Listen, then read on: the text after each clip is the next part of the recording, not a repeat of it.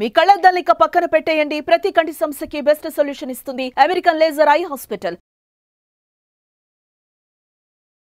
Age తో సంబంధం లేకుండా ఈ మధ్య కాలంలో మనం వింటున్న ఇంకొక డిసీజ్ ఏంటంటే చాలా మంది జాయింట్ పెయిన్స్ అంటున్నారు, ఆర్థరైటిస్ అని కూడా అంటారు. సో ఈ ఆర్థరైటిస్ ఉన్న వాళ్ళు అసలు ఎలాంటి ఫుడ్ తీసుకోవాలి, ఎలాంటి ఫుడ్ ని అవాయిడ్ చేయాలి, ఇవన్నీ మనతో మాట్లాడడానికి ఈ రోజు న్యూట్రిషనిస్ట్ ఆశ్రిత గారు ఉన్నారు. హలో ఆశ్రిత గారు, welcome to our show.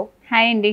So చూస్తూనే ఉన్నాం కదా, అంటే ఒక్కొక్క పెయిన్ గురించి మాట్లాడుతూ మొత్తం అంటే డిసీజెస్ ఎక్కువైపోయినాయేమో అనిపించేట్లాగా మాట్లాడుకుంటున్నాం.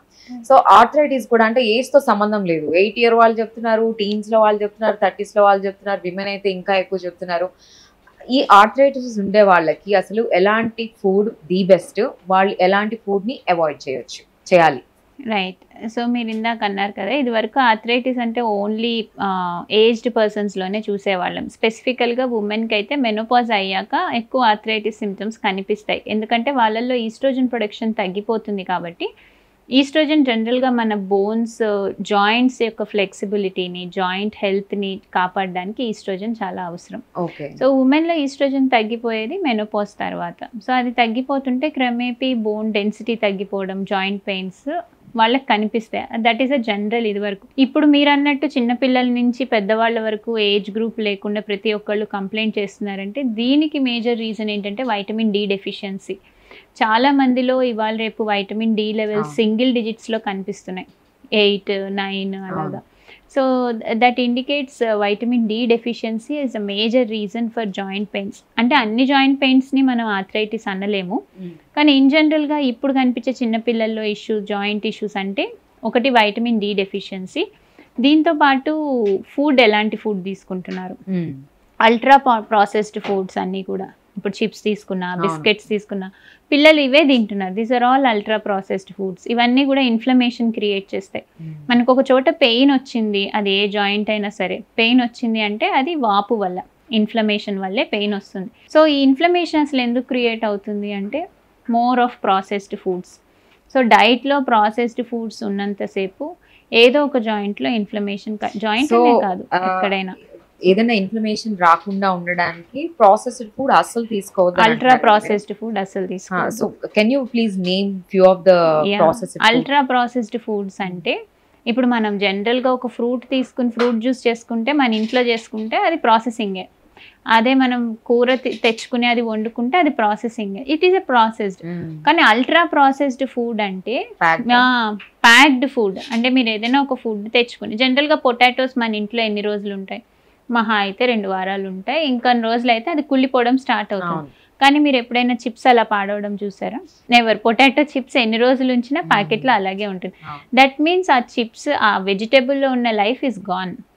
సో దాన్ని అల్ట్రా ప్రాసెస్డ్ ఫుడ్ అంటారు. అంటే మీరు తెచ్చుకున్న ఫుడ్ ఎన్నేళ్ళైనా సరే షెల్ఫ్ లైఫ్ ఉంది అంటే, సో అందులో లైఫ్, పైగా షెల్ఫ్ లైఫ్ ఎంత అని అడుగుతుంటారు కూడా. రైట్. సో ఇట్ మీన్స్ ఏదైనా సరే షెల్ఫ్ లో ఒక ప్యాకెట్ లో ఉంది అని అంటే ఇట్స్ అన్ అల్ట్రా ప్రాసెస్. అది అవాయిడ్ చేయడం, అది అవాయిడ్ చేయాలి. బికాస్ ఇట్ ఈస్ న్యూట్రియంట్స్ ఏమి ఉండవు, అది ఇన్ఫ్లమేషన్ కూడా క్రియేట్ చేస్తుంది బాడీలో.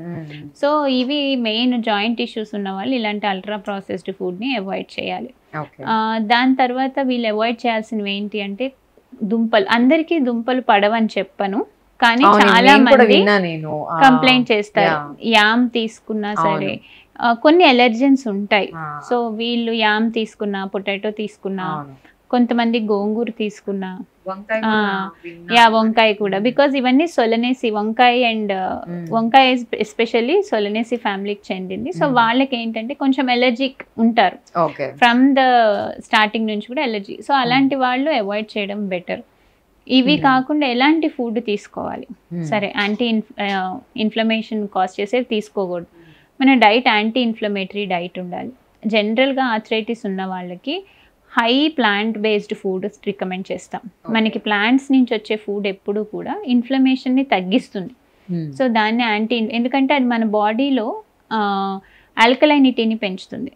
అండ్ ఇంకొకటి, జాయింట్స్లో పెయిన్స్ వస్తున్నాయంటే బాడీలో ఎసిడిటీ పెరిగినా సరే జాయింట్ పెయిన్స్ వస్తాయి. హై ఎసిడిటీ ఉంటే హై ఇన్ఫ్లమేషన్ ఉంటుంది, జాయింట్ పెయిన్స్ వస్తాయి. సో దీనికి మనం బాడీని ఆల్కలైనిటీలో ఉంచాలి. ఆల్కలైనిటీ అంటే ఫ్రెష్ ప్లాంట్ బేస్డ్ ఫుడ్స్ అన్నీ కూడా మనకి ఆల్కలైన్. హోల్ గ్రెయిన్స్ కానీ, లీఫీ గ్రీన్ వెజిటేబుల్స్ కానీ, steam cooked vegetables, raw vegetables తినలేని వాళ్ళు అట్లీస్ట్ స్టీమ్ చేసుకుని తినచ్చు. స్ప్రౌట్స్ ఇవన్నీ కూడా మన బాడీలో ఆల్కలైనిటీని పెంచుతాయి. సో మనం తీసుకునే డైట్లో ప్లాంట్ బేస్డ్ ఫుడ్స్ ఎక్కువ ఉండాలి, యానిమల్ బేస్డ్ ఫుడ్స్ తక్కువ ఉండాలి. అగైన్ యానిమల్ బేస్డ్ ఫుడ్స్లో ఉండే ప్రోటీన్ మనకు కొంచెం ఎసిడిక్ క్రియేట్ చేస్తుంది, ఎసిడిక్ ఎన్విరాన్మెంట్ క్రియేట్ చేస్తుంది. So milk and milk products కానీ లేకపోతే చికెన్, మటన్ స్పెసిఫికల్గా ఇవన్నీ ఎక్కువ ఇన్ఫ్లమేషన్ని క్రియేట్ చేస్తాయి. ఇవి అవాయిడ్ చేస్తే ఇనిషియల్గా పర్వాలేదు, లిమిట్ చేసినా మచ్ బెటర్. ఇవాళ రేపు చాలామంది ఎవ్రీడే నాన్ వెజ్ తింటున్నారు, అలా కాకుండా వీక్లీ వన్స్ ఆర్ ట్వైస్కి లిమిట్ చేసుకుని నాన్ వెజ్ని ఎక్కువ ప్లాంట్ బేస్డ్ ఫుడ్స్ తీసుకుంటే మనకి యాంటీ ఇన్ఫ్లమేటరీ ఎఫెక్ట్ కనిపిస్తుంది. దాంతో పాటు వాళ్ళు ఫోకస్ చేయాల్సిన కొలాజిన్ గురించి, వైటమిన్ సి రిచ్ ఫుడ్స్. అంటే మన జాయింట్కి లూబ్రికేషన్ కావాలి అంటే కార్టిలేజ్ కావాలి. ఈ cartilage is also made up of collagen protein. So దీనికోసం మనము vitamin C rich fruits and vegetables తీసుకుంటే మంచిది. సిట్రస్ ఫ్రూట్స్ అవి చాలా బాగుంటాయి, high in vitamin C. Guava కానీ, ఆరెంజెస్ కానీ, ఇవన్నీ grapes, any kind of fruit, డెఫినెట్గా ఫ్రూట్ ఇంటేక్ ఉంటే చాలా మంచిది. సో ఇట్లాగా more of plant based, very less animal based food తీసుకుంటే ఆర్థరైటిస్ ఉన్న వాళ్ళకి పెయిన్స్ అవి కొంతవరకు రెడ్యూస్ చేయొచ్చు. కెఫినేటెడ్ బెవరేజెస్ కూడా లిమిట్ చేయాలి. కెఫిన్ కూడా మనకి ఎసిడిటీ క్రియేట్ చేస్తుంది. సో లిమిట్ చేసుకోవచ్చు. Okay, avoid and at least limit. 1 or 2 cups per day is fine. కొంతమంది 7-8 cups తాగుతుంటారు. It creates so much of acidity. So 1 or 2 cups is recommended, but not more than that. Okay, thank you. Yeah. So విన్నాం కదండి, అంటే arthritis ఉండే వాళ్ళు ఎలాంటి food తీసుకోవాలి అంటున్నారంటే plant based food ఎక్కువ తీసుకుంటే మీకు ఇన్ఫ్లమేటరీ అనేది ఉండదు, సో అవాయిడ్ చేయొచ్చు. అండ్ ఇంకోటి యానిమల్ ప్రోడక్ట్స్ తగ్గిస్తే కూడా మీకు మంచిది అని అంటున్నారు. కెఫిన్ బెవరేజెస్ కూడా తగ్గిస్తే మంచిది అని అంటున్నారు. అట్లీస్ట్ అవాయిడ్ చేయలేని వాళ్ళు దాన్ని లిమిట్లోకి తీసుకొని వస్తే కూడా బాగుంటుంది అని అంటున్నారు. సో మీకు ఈ ఒకసారి మీరు ఇంప్లిమెంట్ చేసిన తర్వాత మీకు తప్పకుండా మీకు రిజల్ట్ కనిపిస్తే మా కామెంట్ సెక్షన్లో కామెంట్ చేయండి.